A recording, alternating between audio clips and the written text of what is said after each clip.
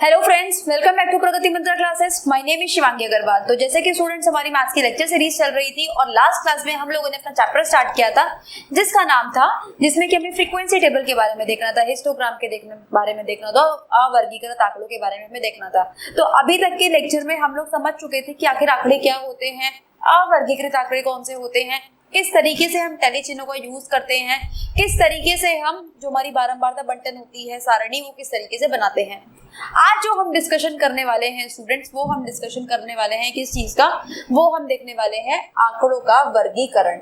यानी कि आज हम देखने वाले हैं किसको, वर्गीकृत आंकड़ों के बारे में आज हम देखने वाले हैं। ठीक है, चलिए स्टूडेंट्स, तो अब देखिए, जैसे कि एक क्वेश्चन है जो कि आपके क्वेश्चन की फॉर्म में समझाने की कोशिश करूंगी ताकि आपको अच्छे से ये चीजें समझ में आए और जल्दी समझ में आए। तो जैसे कि पहला हमारे पास क्वेश्चन हमें एक दे रखा है कि 100 अंकों में प्रथम, द्वितीय, तृतीय अनुत्तीर्ण होने वाले विद्यार्थी के अंकों की सीमा कितने से कितने अंकों तक है। ठीक है, फिर नेक्स्ट क्वेश्चन हमें दे रखा है, परीक्षा फल को विभिन्न श्रेणियों में विभाजित करने से परीक्षा की व्याख्या करने में क्या सुविधा होती है। ठीक, यानी कि आपको यहाँ पे क्वेश्चन के माध्यम से समझाना चाहते हैं कि आखिर ये जो हम सारणी बनाते हैं, ये हम अपने आंकड़ों को जो वर्गीकृत करते हैं वो क्यों करते हैं, उससे हमें क्या फायदा होता है। जैसे कि जब आप लोगों ने भी ग्रेजुएशन पास आउट करे होंगे आप लोगों ने, या 10th का 12th का, जब हम लोग अपनी मार्कशीट लेकर आते हैं तो उसमें एक आपका लिखा हुआ होता है फर्स्ट डिवीजन, सेकंड डिवीजन, पास, फेल, इस तरीके से लिखा होता है। उसमें होता है ना कि भाई 33% से नीचे वाले जो होते हैं 0 से 33 वो फेल माने जाएंगे, 33 से 40 या 45 तक ये एक कैटेगरी बना दी जाती है कि भाई इतने वाले थर्ड कैटेगरी में आएंगे, 45 से 60 वाले हमारे किस में आ जाएंगे, सेकंड श्रेणी में आ जाएंगे, और 60 से ऊपर वाले सारे पहली श्रेणी में आ जाएंगे। तो बिल्कुल इसी तरीके से यहाँ पे क्या कर रखी है आपके लिए, एक यहाँ पे श्रेणी बना रखी है किसी कक्षा के बच्चों की कि भाई 100 में से जिसके 0 से 32 के बीच में आएंगे नंबर, उनको हम क्या बोल देंगे, अनुत्तीर्ण बोल देंगे। जिन बच्चों के नंबर 33 से 44 के बीच में है उन्हें हम तृतीय श्रेणी में रखेंगे, और जो 45 से हमारे हैं 59 के बीच में उन्हें हम द्वितीय श्रेणी में रखेंगे, और जो है हमारे 60 से 100 के बीच में उन्हें हम रखेंगे प्रथम श्रेणी में। ठीक, इस तरीके से क्या कर दिया हमने, बच्चों को कैटेगराइज कर दिया। अब मान लो कि किसी बच्चे के नंबर आए हैं हमारे पास 73%, ठीक है, 73 नंबर आए हैं उसके। तो अब देखो, मैं बहुत आसानी से बता सकती हूँ इस टेबल के माध्यम से कि भाई बच्चे ने फर्स्ट डिवीजन, उसकी जो श्रेणी है वो कौन सी आई है, फर्स्ट आई है। ठीक है, तो ये फायदा होता है हमारे पास कि अब जब हम किसी भी आंकड़ों को अपने टेबल्स में लगा देते हैं, टेबल्स में रख देते हैं। चलिए आगे बढ़ते हैं इसी के साथ। अब देखिए आगे हमें क्या दिया हुआ है। अब देखिए, अब यहाँ पे हमें एक चीज बताई गई है कि हमने क्या करा है, यहाँ पे हमने अपनी सारणी को किस तरीके से, हमने अपनी सारणी को यहाँ पे 0 से 10, 10 से 20, 20 से 30, 30 से 40, 40 से 50, इस तरीके से हमने क्या करा, विभाजित कर के देखा। ठीक है, और हमने क्या करा, इनको इन वर्गों में ना रखकर, बल्कि हमने क्या करा, 0 से 32 का पूरे का एक कैटेगरी बना दिया, पूरे का एक वर्ग बना दिया कि अब हमें पता है कि 0 से 32 वाले जितने भी बच्चे होंगे वो सारे के सारे फेल हैं, वो सारे के सारे अनुत्तीर्ण हैं। वहीं 33 से 44 वाले कौन से हैं हमारे, जिनकी थर्ड डिवीजन आई है, यानी कि वो तीसरी श्रेणी में पास हुए हैं। ठीक है, तो यही चीजें यहाँ पे हमें बताई गई हैं। अब हमें क्या बताया गया है, देखिए स्टूडेंट्स, ये जो हम लोगों ने अंतराल बनाया, ये जो हम लोगों ने अपना अंतराल बनाया, ठीक है, ये जो हम लोगों ने क्या कर लिया, यहाँ पे वर्ग ले लिए, ये जो हम लोगों ने डिफरेंस ले लिया, ठीक है, इसे हम क्या बोलते हैं, इसे हम बोलते हैं वर्ग अंतराल। क्या बोलते हैं इसे हम, वर्ग अंतराल, या फिर हम इसको बोलते हैं क्लास इंटरवल। क्या बोलते हैं, क्लास इंटरवल। अब देखो स्टूडेंट्स, ये जो हमारे पास वर्ग इंतराल होता है या क्लास इंटरवल होता है, इसमें आपको 2 नंबर दिखाई दे रहे हैं। ठीक है, 2 नंबर दिखाई दे रहे हैं, एक आपको इसमें 33 दिखाई दे रहा है, एक आपको 44 दिखाई दे रहा है। अब अगर मैं क्लास इंटरवल वर्ग इंतराल की बात कर रही हूँ तो ध्यान रखिएगा स्टूडेंट कि मैं यहाँ पे सबकी बात कर रही हूँ। ठीक है, सारे केसेस में ही ऐसा होगा। तो ये वाला जो हमारा छोटा वाला नंबर होता है उसको हम क्या बोलते हैं, उसको हम बोलते हैं इसकी न्यूनतम सीमा या फिर निम्न सीमा। ठीक है, छोटे वाले नंबर को हम क्या बोलेंगे, निम्न सीमा, या फिर जिसको हम बोलते हैं लोअर लिमिट। क्या बोलते हैं इसको हम, लोअर लिमिट। ठीक, और जो हमारा बड़ा वाला नंबर होता है, जो हमारा बड़ा वाला नंबर होता है उसको हम बोलते हैं उच्च सीमा या फिर अपर लिमिट। ठीक, या फिर अपर लिमिट, और ये पूरा लोअर लिमिट और अपर लिमिट मिलके क्या बनाता है, ये बनाता है हमारा क्लास इंटरवल यानी कि वर्ग अंतराल। क्लास को हिंदी में वर्ग और इंटरवल को अंतराल, तो इस तरीके से ये बनता है हमारे पास वर्ग अंतराल। अब यहाँ पे एक लाइन लिखी गई है कि जब भी हम वर्ग बनाते हैं तो इनका अतिक्रमित नहीं करते। अतिक्रमित का मतलब होता है कि कोई ओवरलैपिंग नहीं होनी चाहिए।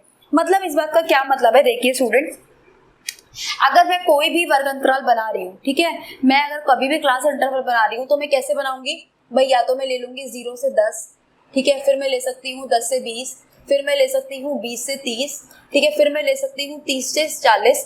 लेकिन मैं कभी भी इस तरीके से अंतराल नहीं ले सकती कि भाई मैंने यहाँ से ले लिया 0 से 8 और फिर मैंने ले लिया 5 से 10, फिर मैंने ले लिया 8 से 15।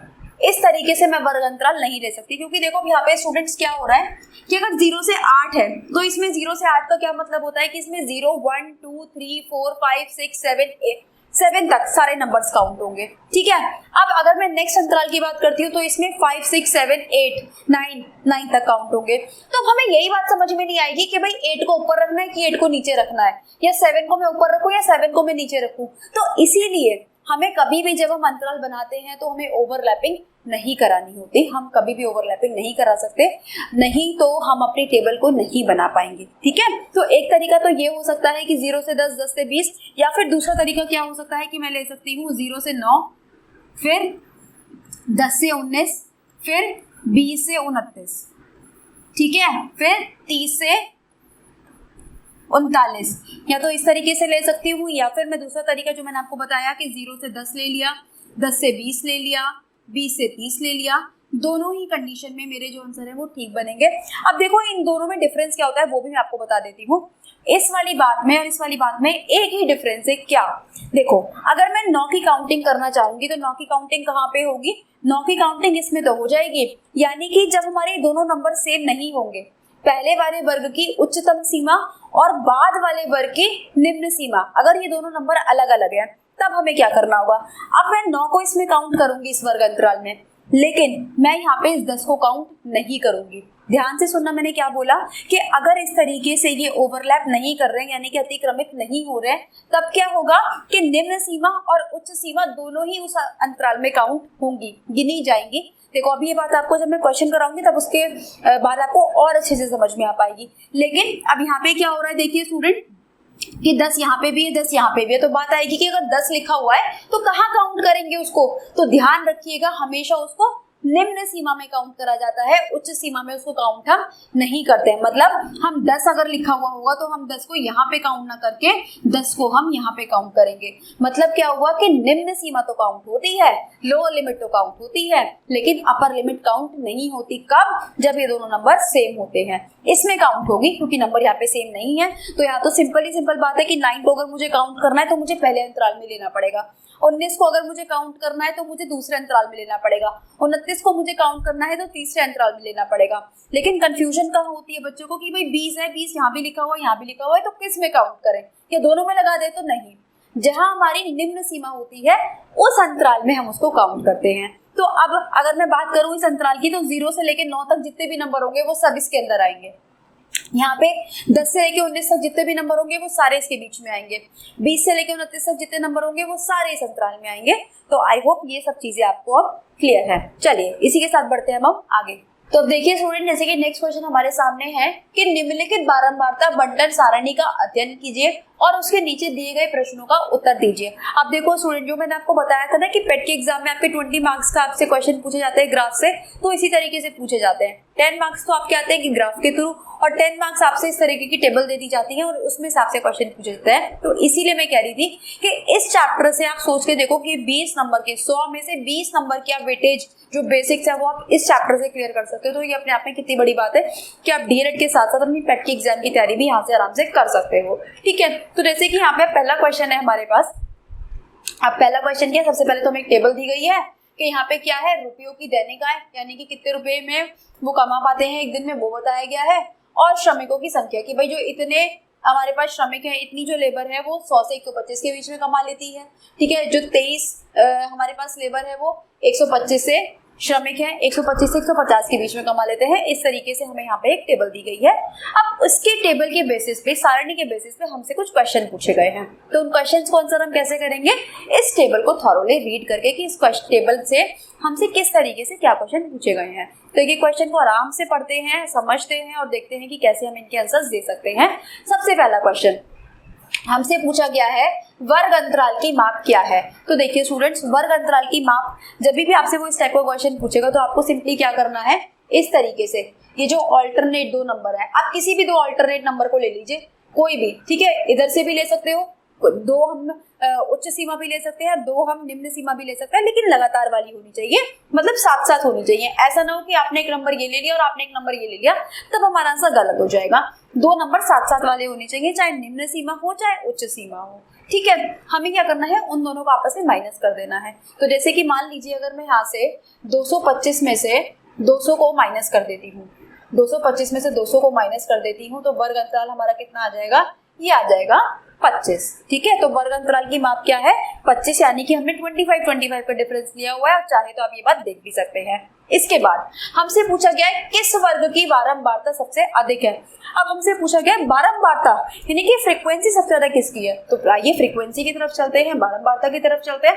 अब अगर मैं देखूं तो सबसे ज्यादा नंबर मुझे कहाँ दिखाई दे रहा है, 120, लेकिन अब इसने हमसे बारंबारता नहीं पूछी, इसने उसका वर्ग पूछा है। यानी कि इसके सामने देखिए क्या लिखा हुआ है, ये लिखा हुआ है 175 से लेके 200, यानी कि इस क्वेश्चन का जो आंसर बनेगा वो बनेगा 175 से लेके 200 वाला जो वर्ग है, इसमें जो बारंबारता है हमारी सबसे अधिक है। तो बस इसी तरीके से आपको क्वेश्चन को ध्यान में रखना है। अगर मान लो वो खाली पूछ लेता आपसे कि बारंबारता सबसे ज्यादा कहाँ है, कौन सी है, तो 130 है, ठीक है। अब उसने वर्ग पूछा था, वर्ग अंतराल पूछा था, तो हमने वर्ग अंतराल बता दिया। इसके बाद किस वर्ग की बारंबारता सबसे कम है, तो देख लो कि सबसे छोटा नंबर कौन सा है हमारे पास। तो सबसे छोटे नंबर अगर हम देखें स्टूडेंट्स तो दो हैं, 23 यहाँ पे भी आ रहा है और 23 यहाँ पे भी आ रहा है, यानी कि दो ऐसे वर्ग हैं जिनका जो हमारे पास बारंबारता है वो सबसे कम है। तो दोनों को हम लिख देंगे यहाँ पे कि भाई 125 से लेके 150 वाला जो वर्ग है उसकी बारंबारता भी सबसे कम है, और दूसरा वर्ग कौन सा है हमारे पास, 300 से लेके 325। चलिए इसके बाद अब हमसे फिर से क्वेश्चन पूछा गया है कि किस वर्ग की किन दो वर्गों की बारंबारता समान है। अब देखो ये क्वेश्चन तो हमने अभी भी देखा कि किन दो वर्गों की समान है, तो 23 ही समान थे, यानी कि फिर से हमारे पास फोर्थ क्वेश्चन रह जाता है हमारा। फोर्थ क्वेश्चन को देख लेते हैं। वर्ग अंतराल 300 से 325 की उच्च सीमा व निम्न सीमा क्या है। तो अभी अभी मैंने आपको बताया कि जो छोटा नंबर होता है उसको हम निम्न सीमा बोलते हैं और जो बड़ा नंबर होता है उसको हम उच्च सीमा बोलते हैं। तो 300 है हमारी निम्न सीमा और 325 है हमारी उच्च सीमा, ठीक है। अब हमसे फिर से क्वेश्चन पूछा गया कि किन दो वर्गों की बारंबारता समान है। तो अभी अभी हमने देखा कि 23 दो नंबर समान है। कौन कौन से वर्ग है, इसका है 125 से 150 और 300 से 325, यानी कि ये वाला जो आंसर है हमारा फिर से यहाँ पे कॉपी हो जाएगा। तो आई थिंक स्टूडेंट्स के इस तरीके से अगर आपके सामने कोई भी टेबल आ जाए, है ना, तो आप उसको आराम से सॉल्व कर सकते हैं। मुझे नहीं लगता कि अब आपको इसमें कोई दिक्कत आनी चाहिए। बस अगर आप सारणी को रीड कर पा रहे हैं, अच्छे से पढ़ पा रहे हैं, ठीक है, डेटा को समझ पा रहे हैं, तो आप इन क्वेश्चंस के आंसर भी आराम से दे सकते हैं। और बिल्कुल इसी तरीके की सिंपल क्वेश्चंस आपसे इस टाइप के पूछे जाते हैं। चलिए इसी के साथ अब हम बढ़ते हैं आगे। तो आइए स्टूडेंट अब एक और क्वेश्चन देखते हैं जिसमें कि आपको सारणी न देकर आपको एक हिस्टोग्राफ दे दिया गया है, यानी कि आपको एक आयतचित्र दे दिया गया है और उसके बेसिस पे आपसे कुछ क्वेश्चन पूछे गए और आपको उनके आंसर्स देने हैं। तो जैसे कि हमारे पास यहाँ पे आपको क्या दिख रहा है, एक आयतचित्र दिख रहा है, ठीक है, जिसमें कि हमें क्या बताया गया है कि कक्षा 8 की लड़कियों की संख्या, ठीक है, इतनी है और उनकी जो ऊंचाई है वो इतने सेंटीमीटर की है। मतलब हमारे पास एक लड़की ऐसी है स्टूडेंट, ठीक है, एक लड़की ऐसी है जिसकी जो ऊंचाई है वो 125 से 130 के बीच में है, ठीक है। वहीं हमारे पास दो लड़कियां ऐसी हैं जिनकी जो ऊंचाई है वो 130 से 135 के बीच में है।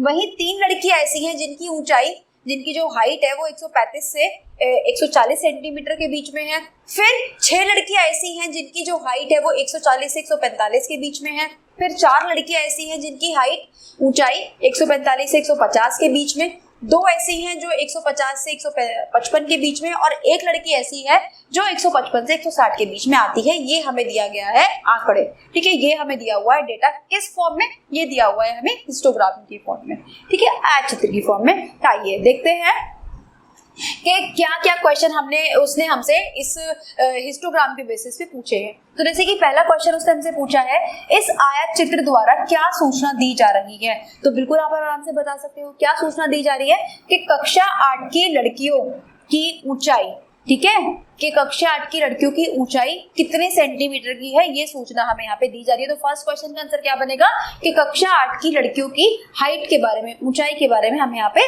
बताया जा रहा है इस आयत चित्र के थ्रू। चलिए सेकेंड आंसर की तरफ चलते हैं, किस वर्ग में अधिकतम लड़कियां हैं। तो बिल्कुल आसान, देखो सबसे ऊंचा जो लाइन जा रही है वो कहाँ जा रही है, इसी वाले में जा रही है, ठीक है। तो कौन सी है ये है 140 से 145। तो इसका आंसर क्या बनने वाला है 140 से 145, ठीक है। सबसे ज्यादा जो लड़कियां हैं वो इस वर्ग में है। इसके बाद जो नेक्स्ट क्वेश्चन बनता है हमारे पास वो क्या बनता है, कितनी लड़कियों की लंबाई 145 सेंटीमीटर या उससे अधिक है। अब ये क्वेश्चन बहुत इंपॉर्टेंट है स्टूडेंट, ठीक है, इसको आपको ध्यान से समझना है। इसने पूछा या तो वो 145 हो या उससे अधिक हो। अब एक बात बताओ कि 145 का है ये रहा, ठीक है, उससे अधिक जितनी भी 145 के बाद जितने भी बच्चे आ रहे हैं उन सबकी ऊंचाई क्या है, उससे अधिक ही होगी। तो देखो यहाँ पे क्या होने वाला है, ये होने वाला है 4 लड़कियों की यहाँ पे, फिर 2 लड़कियों की दूसरे वर्ग में और फिर 1 लड़की की तीसरे वर्ग में, यानी कि टोटल कितनी हो गई 7 लड़कियां हमारे पास ऐसी हैं जिनकी जो ऊंचाइयां हैं, जिनकी जो ऊंचाई है वो कैसी है 145 या उससे ज्यादा है। इसी तरीके से क्वेश्चन ये भी पूछ सकता था कि 145 सेंटीमीटर या उससे कम की बता दो। तो तब आप क्या करते, यहाँ से लेके यहाँ तक की सारी हाइट्स को आप यहाँ पे प्लस कर देते, ठीक है। तो आई होप स्टूडेंट्स की ये सारी की सारी चीजें अब आपको क्लियर है कि अगर आपको टेबल दे दी जाए या आपको ग्राफ दे दिया जाए तो आप उससे आराम से अपने आंसर्स को बना सकते हैं। इस टाइप के क्वेश्चन को आपको सॉल्व करने में मुझे नहीं लगता कि अब आपको कोई प्रॉब्लम आनी चाहिए। अब जो हमारा एक इम्पॉर्टेंट पार्ट बचा है इसका वो क्या, कि किस तरीके से हम अपने आंकड़ों को दिखा सकते हैं, निरूपित कर सकते हैं बार ग्राफ और हिस्टोग्राम के रूप में, ठीक, जिसको हम देखेंगे अपने नेक्स्ट लेक्चर में। और वो हमारा मतलब एक होता है ना कि जितनी भी चीजें अभी तक हमने इन 2 लेक्चर्स में सीखी हैं, अपने पिछले लेक्चर में और आज के लेक्चर में, वो सब चीजें हमारी कहीं ना कहीं काम आने वाली हैं हमारे आगे आने वाले लेक्चर में। तो जैसे कि जब बच्चा पढ़ना शुरू करता है तो स्टेप बाय स्टेप पढ़ता है ना, तो इसी तरीके से हमने 2 पड़ाव, ठीक है, 2 लेवल तो पार कर लिए हैं, बस हमें तीसरा लेवल और पार करना है। तो आई होप स्टूडेंट्स कि आज का जो लेक्चर था वो आपको समझ में आया होगा और अच्छा लगा होगा। तो अगर अच्छा लगा है तो वीडियो को लाइक करना ना भूले, शेयर करना ना भूले, चैनल पर नए हैं तो सब्सक्राइब कर दें, बेल आइकन को हिट कर दें ताकि आने वाले सारे नोटिफिकेशंस आपको टाइम से मिलते रहें। प्लस इस क्लास का PDF प्राप्त करने के लिए आप हमारे टेलीग्राम चैनल से जुड़ सकते हैं जिसका लिंक आपको डिस्क्रिप्शन बॉक्स में दे दिया गया है। किसी भी क्वेरी के लिए या कमेंट के लिए आपको कुछ पूछना है, कुछ जानना है तो आप हमें कमेंट सेक्शन में भी बता सकते हैं। तो इसी के साथ मिलते हैं नेक्स्ट लेक्चर में इसी चैप्टर के एक और नए पार्ट के साथ। तब तक पढ़ते रहिए and all the very best.